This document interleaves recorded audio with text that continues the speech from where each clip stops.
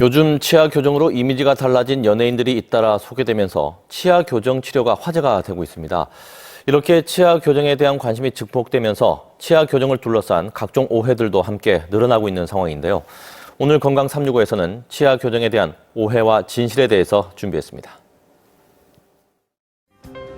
비뚤어지거나 고르지 못한 치아를 바로잡기 위해 치아 교정 많이 고민하실 겁니다. 오늘은 치아 교정에 대한 잘못된 상식에 대해 짚어드립니다.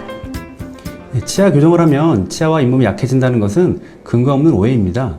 치아 교정은 치아를 천천히 움직이게 하는 치료이기 때문에 교정이 끝난 후에도 잇몸이 약해지거나 치아가 흔들리지는 않습니다. 실제로 그런 느낌을 받는다면 일시적인 현상으로 너무 걱정할 필요는 없습니다. 오히려 치아 교정을 통해서 가지런하게 배열된 치아는 칫솔질을 좀 더 효과적으로 할 수 있기 때문에 충치와 풍치가 발생하는 것을 예방해 줍니다. 때문에 치아와 잇몸을 더욱 튼튼하게 관리할 수 있다고 보는 것이 맞겠습니다. 치아 교정을 하면 얼굴이 갸름해진다는 속설도 있죠.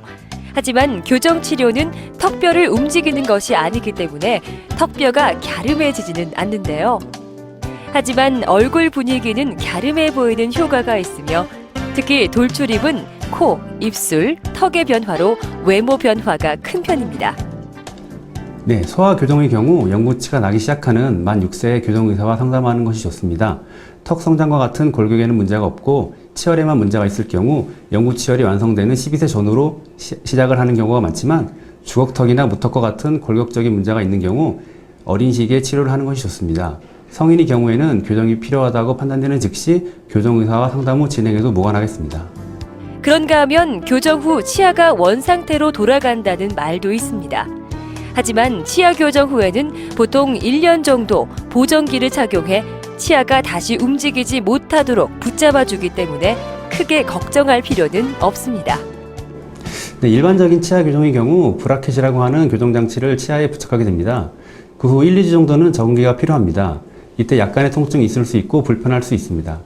또 한 달에 한 번 정도 치과에 내원해서 교정장치를 조절하거나 와이어를 교체하게 되는데 이때마다 며칠 정도 아픔이 느껴질 수 있습니다. 하지만 통증이라고 부를 정도는 아니며 경험이 많은 교정 전문 의사에 의해서 치아 교정이 이루어진다면 줄어들 수 있겠습니다.